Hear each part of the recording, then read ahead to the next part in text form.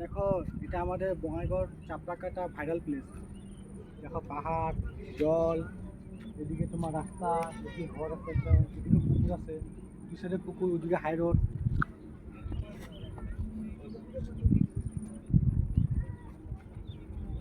আপনারা সবাই ঘুরতে আসবেন।